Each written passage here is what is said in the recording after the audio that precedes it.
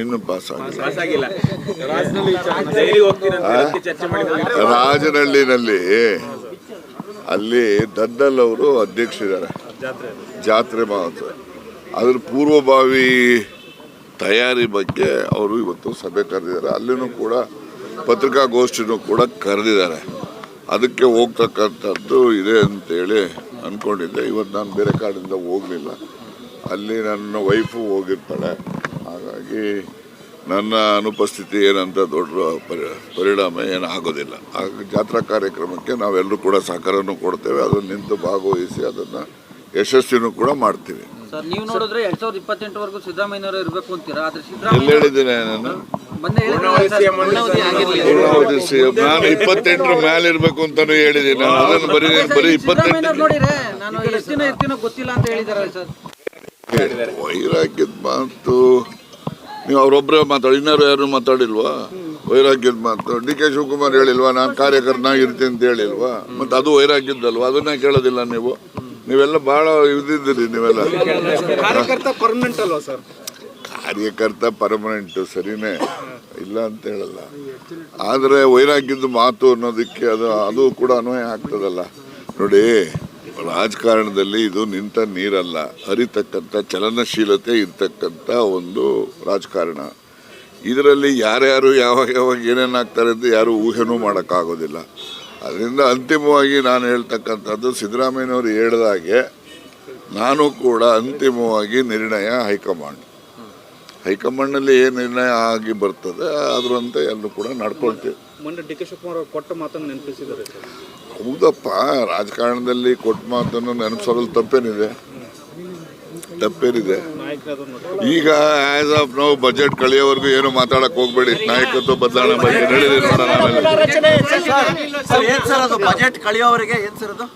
ಅಲ್ಲಲ್ಲ, ರಾಜಕಾರಣದ ಯಾವುದೇ ಬದಲಾವಣೆಗಳನ್ನ ನೀವು ಯೋಚನೆ ಮಾಡಕ್ ಹೋಗ್ಬೇಡಿ, ಯಾರನ್ನು ಕೇಳಕ್ ಹೋಗ್ಬೇಡಿ. ಅಲ್ಲಲ್ಲ, ಮುಂದೆನೂ ಕೂಡ ಸಿದ್ದರಾಮಯ್ಯನವರೇ ಇರ್ತಾರೆ ಅನ್ನೋದು ನಾನು ಹೇಳಿದ್ದೀನಿ. ಆದರೆ ಯಾವುದೇ ಗೊಂದಲ ಬಜೆಟ್ ಮುಗಿಯೋವರೆಗೂ ಮಾರ್ಚ್ 31ವರೆಗೂ ಯಾವುದು ಯೋಚನೆ ನೀವು ಯಾರು ಕಲ್ಪನೆ ಮಾಡ್ಕೊಳಕ್ ಹೋಗ್ಬೇಡಿ. ನೋಡಿ, ಅವ್ರಿಗೆ ಅಸ್ಸಾಂ ಉಸ್ತುವಾರಿ ಕೊಟ್ಟಿದ್ದಾರೆ, ಜಾರ್ಜ್ ಅವರಿಗೆ ಕೇರಳ ಕೊಟ್ಟಿದ್ದಾರೆ, ವೆಸ್ಟ್ ಬೆಂಗಾಲ್ ಹರಿಪ್ರಸಾದ್ ಕೊಟ್ಟಿದ್ದಾರೆ. ನಮ್ಮನ್ನೇ ನಾವು ಅಲ್ಲಿಗೆಲ್ಲ ಹಿಂದಿ ಪಂದಿ ಬರಲ್ವಲ್ಲ, ಇಂಗ್ಲಿಷ್ ಹಿಂದಿ. ಗೃಹ ಸಚಿವರ ಖಾತೆಯಲ್ಲಿ DK ಶಿವಕುಮಾರ್ ಅವರು ಹಸ್ತಕ್ಷೇಪ ಮಾಡ್ತಿದ್ದಾರೆ ಅನ್ನೋ ಕುಮಾರಸ್ವಾಮಿ ಅವರ ಆರೋಪ ಬಳ್ಳಾರಿ ಘಟನೆ. ನೋಡಿ, ಕುಮಾರಸ್ವಾಮಿ ಮುಖ್ಯಮಂತ್ರಿ ಇದ್ದಾಗ ಅವರು ಮಂತ್ರಿಗಳ ಖಾತೆನಲ್ಲಿ ಎಷ್ಟು ಮಟ್ಟಿಗೆ ಹಸ್ತಕ್ಷೇಪ ಮಾಡಿದ್ದಾರೆ ಅನ್ನೋದು ಒಂದು ದೊಡ್ಡ ಲಿಸ್ಟೇ ಕೊಡ್ತೀವಿ ನಾವು. ಅದರಿಂದ ಒಬ್ಬ ಹಿರಿಯ ಸಚಿವರಾಗಿ ಜನರ ಹಿತದೃಷ್ಟಿಯಿಂದ ಯಾವ್ದಾದ್ರು ಉತ್ತಮ ಸಲಹೆಗಳನ್ನು ಕೊಡಲಿಕ್ಕೆ ಎಲ್ರಿಗೂ ಕೂಡ ಸಾಮಾನ್ಯ ಜನರಿಂದ ಹಿಡಿದು ಮಂತ್ರಿವರೆಗೂ ಇರ್ತದೆ. ಅವರು ಕೂಡ ಅಲ್ಲಿ ಏನು ಬಳ್ಳಾರಿ ಪರಿಸ್ಥಿತಿ ತಿಳಿಯ ಮಾಡ್ತಕ್ಕಂಥದ್ದಕ್ಕೆ ಅವರಿಗೆ ಏನು ಬುದ್ಧಿ ಬರ್ತದೆ ಅವ್ರ ಹತ್ರ ಇರ್ತಕ್ಕಂಥ ಮಾಹಿತಿಯನ್ನು ಆಧರಿಸಿ ಅವರು ಕೂಡ ಸಲಹೆಗಳನ್ನು ನೀಡಿರ್ತಾರೆ. ಅದೇನು ಆದೇಶಗಳಾಗೋದಿಲ್ಲ, ಸಲಹೆಗಳಷ್ಟೇ. ಮಾಡ್ತಾ ಇದಾರಲ್ಲ ಅಧಿಕೃತ. ನೋಡಿ, ಈಗಾಗಲೇ ಎಲ್ಲ ಇಲಾಖೆಯ ಪ್ರಧಾನ ಕಾರ್ಯದರ್ಶಿಗಳಿಗೆ ACSಗಳಿಗೆ ಸೂಚನೆ ಕೊಟ್ಟಿದ್ದಾರೆ. ನೆನ್ನೆನೂ ಕೂಡ ಅವರು ಇದರಲ್ಲಿ ಯಾವುದು ನಿಮ್ಮ ಪವರ್ ಹೌಸ್ ಇದೆಯಲ್ಲ, ಶಕ್ತಿ ಭವನ, ಅದರಲ್ಲಿ ನೆನ್ನೆನೂ ಕೂಡ ಮಾತಾಡಿದ್ದಾರೆ. ಇನ್ಫಾರ್ಮಲ್ ಆಗಿ ಇನ್ನು ಪ್ರಾರಂಭ ಮಾಡ್ತಾರೆ.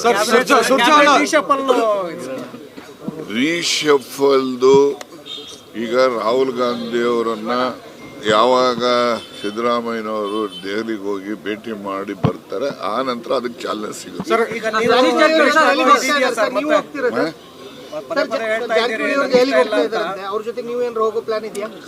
ಅವರು ಹೋಗ್ತಾರೆ, ನಾವು ಕೂಡ ಅಗತ್ಯ ಬಿದ್ದರೆ ಹೋಗ್ತೀವಿ.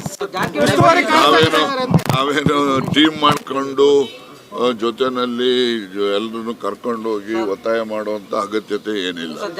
ಈ ವರ್ಷ ರಾಜಕೀಯವಾಗಿ ಮುಂಬಡ್ತೀವಿ ಅಂತಾರೆ ಅಂತ ಚರ್ಚೆ ಸರ್. ಅರೆ, ನಾನು ಸಂತೋಷ ಪಡೋನು ಅವ್ರು ಮುಂಬಡ್ತೀವಿ ಅಂತಂದ್ರೆ. ಯಾರೀ ಅವರು ಬಹಳ ಬ್ಯುಸಿ ಇದ್ದಾರೆ. ಹರಿಯಾಣದಲ್ಲಿ ಬಹಳ ಮಹತ್ವವಾದಂತಹ ಅಲ್ಲಿ ಕಾರ್ಯಭಾರ ಇರೋದ್ರಿಂದ ಅವರು ಬರ್ಲಿಕ್ಕೆ ಅಲ್ಲಿ ಕಾರ್ಯಭಾರ ಜಾಸ್ತಿ ಇದೆ ಅಂತ ಹೇಳಿಲ್ಲೇನ್ರಿ?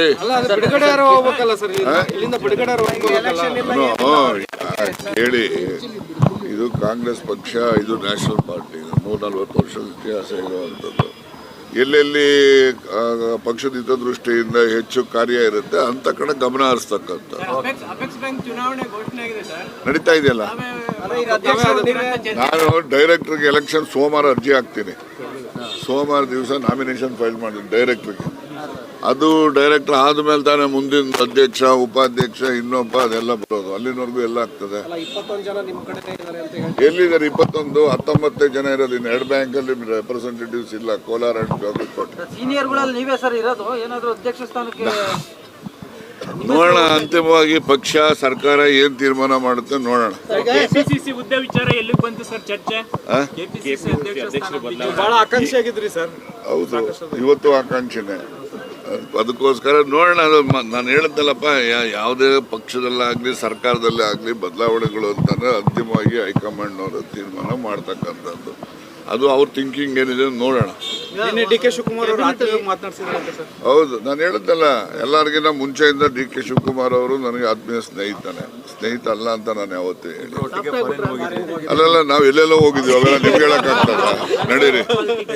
ಜಾರಕಿಹೊಳಿ ಅವರು ಎಲ್ಲಿಗೆ ಹೋಗ್ತಾ ಇದ್ದಾರೆ? ನಿಮ್ಮ ವಾಲ್ಮೀಕಿ ಸಮುದಾಯದ ಸ್ಥಾನಗಳು ಸಹ ಖಾಲಿ ಇರುವಂತದ್ದು. ನೋಡಿ, ಸತೀಶ್ ಅವರು ಹಿರಿಯ ಸಚಿವರು ಇದ್ದಾರೆ, ನಮ್ಮ ಸಮಾಜದ ಮುಖಂಡರು, ಪ್ರಶ್ನಾತೀತವಾದಂತಹ ಮುಖಂಡರು ನಮ್ಮ ಸಮಾಜಕ್ಕೆ. ಸೊ ಹೀಗಾಗಿ ಅವರು ಬೇರೆ ಬೇರೆ ಎಲ್ಲ ಇರ್ತವೆ. ಅವರು ಕಾರ್ಯಚಟುವಟಿಕೆ, ಅವರು ಈಗ ನಮ್ಗೆ ಹೇಳ್ತಾ ಇದ್ರು ಸೌತ್ ಆಫ್ರಿಕಾದಲ್ಲಿ ಒಂದು ಮೆಡಿಕಲ್ ಕಾಲೇಜ್ ಮಾಡ್ತೀನಿ, ಒಂದು ಸ್ಪೋರ್ಟ್ಸ್ ಸ್ಕೂಲ್ ಮಾಡ್ತೀನಿ ಅಲ್ಲಿ ಅಂತ ಹೇಳ್ತಾ ಇದ್ರು. ಹಂಗೆ ಅವ್ರಿಗೆ ಬೇರೆ ಬೇರೆ ಇರ್ತವೆ. ನಾನು ಒಂದ್ಸರಿ ದುಬೈಯಿಂದ ಯಾವುದೋ ಬೇರೆ ದೇಶಕ್ಕೆ ಹೋಗಿ ಅಲ್ಲಿ ದುಬೈಯಿಂದ ಫ್ಲೈಟ್ ಚೇಂಜ್ಗೆ ಇದ್ದೆ. ಅಲ್ಲಿಗೆ ಇವರ ಡಾಟರು, ಇವ್ರ ಮಗ ಅಲ್ಲಿ ಸಿಕ್ಕರು ನನಗೆ. ನಾವು ಅಲ್ಲಿಂದ ದುಬೈಯಿಂದ ಒಂದೇ ಫ್ಲೈಟಲ್ಲಿ ಬಂದು, ನಾನು ಏನಕ್ಕೆ ಎಲ್ಲೋಗಿದ್ವಿ ಅಂತ ಕೇಳಿದೆ. ಅವ್ರನ್ನೆಲ್ಲ ಎಲ್ಲ ಚೈನಾಕ್ಕೆ ಹೋಗಿದ್ರು, 3 ಜನನು. ಅವ್ರದ್ದು ಯಾರಿಗೂ ವ್ಯವಹಾರಕ್ಕೆ ಗುಟ್ಟು ಯಾರಿಗೂ ಹೇಳಲ್ಲ ಅವರು. ನೀವು ಸುಮ್ಮನೆ ಯಾಕೆ ಹೇಳಲ್ಲ? ರಾಜಕೀಯ ಗುಟ್ಟನ್ನು ಎಷ್ಟು ಬೇಕೋ ಅಷ್ಟು ಹೇಳ್ತಾರೆ, ಎಲ್ಲ ಹೇಳಲ್ಲ. ಬೇರೆ ಬೇರೆ ವಿಚಾರ ಅಂದ್ರಿ.